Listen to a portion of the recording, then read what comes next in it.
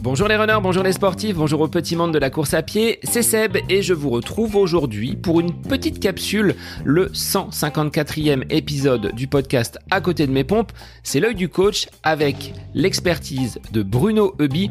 Aujourd'hui, on va détailler ce qu'est une séance d'entraînement structurée, comprenant un échauffement, un cœur de séance et une récupération. Alors je vous laisse écouter les conseils précieux de Bruno Heuby, c'est la capsule L'œil du coach consacrée à la séance d'entraînement structurée. Bonne écoute à vous. Bonjour Bruno, de retour pour une petite capsule, c'est L'œil du coach, donc dans le podcast À côté de mes pompes. Aujourd'hui, on va parler de la structuration de l'entraînement, comment on réalise une bonne séance, qu'est-ce que l'on met à l'intérieur et quelles sont les différentes parties que compose notre séance d'entraînement. Salut Sébastien. Oui, la séance d'entraînement avec ces trois phases distinctes auxquelles je suis très très attaché. Il y a beaucoup de choses qui vont par trois dans ma vie. Je le répète souvent, je suis né à trois, mais l'entraînement c'est aussi trois phases bien distinctes d'une séance d'entraînement. Il y a la première phase qui est la phase d'échauffement, ce qu'on appelle ensuite le corps de la séance, et puis derrière le retour au calme. Donc chacune de ces parties a une utilité. Et il ne faut en négliger aucune, même si on pense effectivement que le corps de la séance, c'est ce qui est le plus important. Mais dans un ensemble plus global, pour bien se préparer, pour ne pas se blesser, pour bien récupérer et pour enchaîner sur d'autres séances, c'est bien que chacune des parties soit traitée comme il se doit. Alors, on a tendance bien souvent à raccourcir l'échauffement, parfois même à le supprimer. Pourquoi c'est pas la bonne stratégie ? Alors, c'est pas la bonne stratégie parce que, bien évidemment, en fonction de la séance qu'on va réaliser, l'échauffement devra être différent. Si on fait un footing, parfois les gens me demandent, il y a un footing là, est-ce que je m'échauffe? Non, on ne s'échauffe pas quand c'est un simple footing. Par contre, quand on va aller sur des séances d'entraînement avec une intensité élevée, ce qu'on va demander à l'organisme, c'est un effort soutenu. Il faut donc le préparer à cet effort. Quand on parle de séances de fractionné, on a besoin d'être disponible au moment de commencer l'entraînement, autant par confort que par qualité de l'entraînement. Les deux vont de pair. D'abord, on doit être confortable pour faire cette séance, mais on doit aussi avoir mis en œuvre tout ce qu'il faut pour que l'organisme puisse répondre aux sollicitations qui seront importantes quand on parle de séance de fractionner. Donc, il faut prendre le temps de courir 15, 20 minutes à une allure progressivement accélérée de façon à permettre à l'organisme d'être en capacité de répondre aux sollicitations qu'on va lui imposer. À la fin de l'échauffement, je recommande toujours, à la fin de cette phase de course, de faire ce que j'appelle des déroulés. Alors, on appelle ça aussi des lignes droites. Bref, des accélérations sur 20 à 25 secondes où on va donc à la fois se préparer sur un plan, je dirais physiologique, sur un plan cardiovasculaire, mais aussi sur un plan musculaire et articulaire. Donc, quelques déroulés, 4 à 5 déroulés. On va dérouler pendant 20 à 30 secondes et puis on va trottiner derrière. Et puis ensuite, le corps de la séance. Voilà.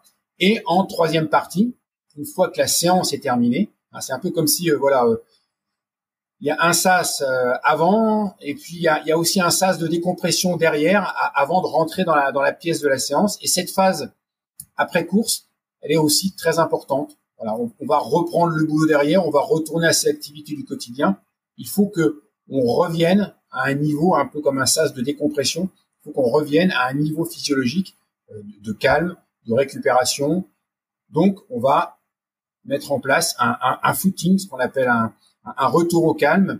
On va courir très doucement, on va trottiner très lentement. Alors, les gens peuvent penser que ça ne sert à rien. Si, ça sert à faire redescendre tous les niveaux de sollicitations qui ont été très importants pour les remettre sur quelque chose qui correspond à notre vie du quotidien.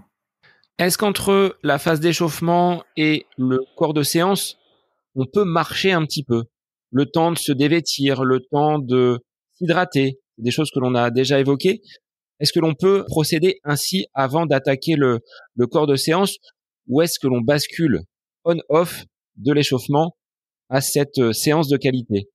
Bon, moi, ce que je conseille, alors une fois de plus, c'est difficile de parler de manière générale. Si on est en plein hiver, on va être bien habillé, on va pas se mettre en short et en t-shirt pour faire sa séance, mais l'été, par exemple, on peut se couvrir. Là, on est au printemps, on peut se couvrir un peu plus pour justement bien s'échauffer.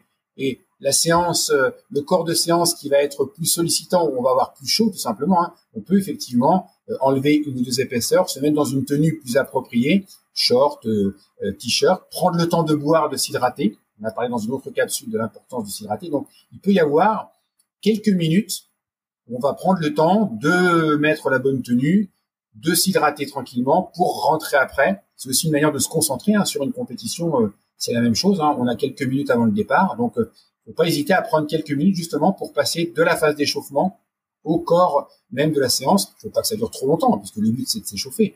Mais si on prend 4 à 5 minutes maximum, on a largement le temps de faire toutes ces petites choses qui sont aussi importantes et qui vont permettre de rentrer dans le corps de la séance. Au niveau de ce retour au calme, tu évoquais justement, on baisse entre guillemets les niveaux, on revient à son quotidien avec un gros travail qui aurait été fait auparavant sur du fractionné, sur des allures spécifiques. Est-ce qu'il y a déjà des bénéfices que l'on peut tirer de ce retour au calme sur un plan donc de la récupération? Est-ce que l'on va déjà activer des mécanismes de récupération par un footing qui sera très très lent, voire proche de la marche? Là, il faut pas se leurrer, c'est pas de courir donc de façon précipitée jusqu'à sa voiture ou jusqu'à la maison pour derrière reprendre ses activités. On est vraiment sur quelque chose de calme. Voilà, c'est ça, c'est exactement ça. Retour au calme, donc on est sur une activité qui est lente, voire même très lente. Hein. Le but, en fait, c'est de vasculariser pour faire simple, on pourrait dire que c'est un espèce de nettoyage. Voilà, la vascularisation, le sang qui circule va justement éliminer les toxines, les déchets. On est déjà en train d'aider l'organisme à récupérer. C'est le moment aussi de se réhydrater. Si le corps de la séance n'a pas permis qu'on puisse s'hydrater pour des raisons, voilà, je dirais matérielles, c'est pas toujours facile de s'entraîner quand on fait du fractionné, de s'hydrater pardon quand on fait du fractionné. Donc cette phase de retour au calme, c'est aussi une phase privilégiée pour se réhydrater, parce qu'on a probablement été déshydraté par la séance, même si on ne s'en rend pas compte. Donc oui, une vraie utilité sur le plan métabolique, une vraie utilité sur le plan physiologique, en plus de cette utilité sur le plan psychologique de revenir tranquillement à notre quotidien. Donc une triple utilité en fait, d'où la nécessité de ne pas négliger toute cette partie de retour au calme. Alors, on l'a tous vécu, Bruno. On le dit, hein, pris par nos agendas bien chargés, on va avoir souvent tendance à réduire l'échauffement, à zapper ce retour au calme. Est-ce qu'il ne serait pas préférable de réduire le cœur de la séance pour garder quand même ces fondamentaux d'échauffement et de fin de séance? Alors là, c'est quelque chose sur lequel je suis un peu plus dubitatif parce que moi, quand je construis une séance d'entraînement, voilà, le nombre de répétitions, le nombre de fractions est important. Donc là, c'est quelque chose sur lequel, selon moi, on ne doit pas transiger. On peut réduire le retour au calme à 5 minutes au lieu de le faire sur 10 minutes. On peut réduire l'échauffement de quelques minutes si on le fait de manière un peu plus dynamique. Donc ces quelques minutes qu'on va gagner sur l'échauffement et sur le retour au calme permettront de faire un corps de séance sur lequel lui on ne va pas transiger. Donc ça c'est les fondamentaux. Et tu le disais pour un footing par contre, pas besoin de se mettre en condition. On va peut-être avoir un rythme lent au démarrage pour mettre également sur les premiers instants le corps en chauffe entre guillemets. Voilà, c'est ça. En fait, quand on fait ce qu'on appelle un footing, où là on va être en aisance respiratoire, on va démarrer très lentement. On va vraiment faire une espèce d'échauffement dans le footing, mais on est toujours sur des mêmes sensations de confort et d'aisance respiratoire. Quand on part sur un footing, on va pas partir bille en tête. Souvent, on voit les débutants le faire, partir trop vite et être essoufflé. Donc voilà, le début du footing, c'est vraiment quelque chose de très très lent. On rentre tranquillement dans son footing, et puis au fur et à mesure de l'échauffement et de la mise en activation, on peut aller un petit peu plus vite. C'est pas quelque chose qu'on va rechercher forcément, au contraire, hein, on reste sur les mêmes sensations, mais on se rend compte que justement, si on a pris le temps de partir doucement sur son footing, pas hésiter à le faire.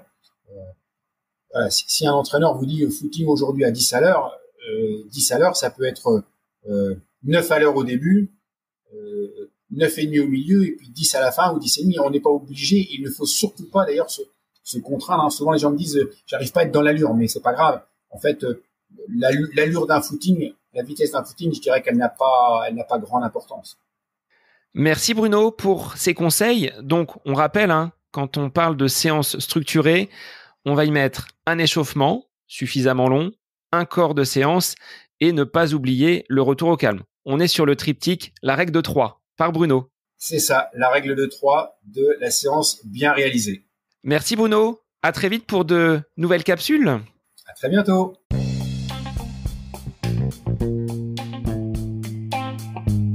Cette capsule L'œil du coach avec Bruno Heuby est désormais terminée. Merci à vous pour votre écoute, mais aussi pour vos retours sur ce format d'épisode un petit peu plus court. N'hésitez pas à nous transmettre vos questions, vos interrogations via les différents réseaux, Facebook et Instagram. N'hésitez pas à nous soumettre vos idées d'épisodes pour de prochaines capsules. Belle semaine à vous!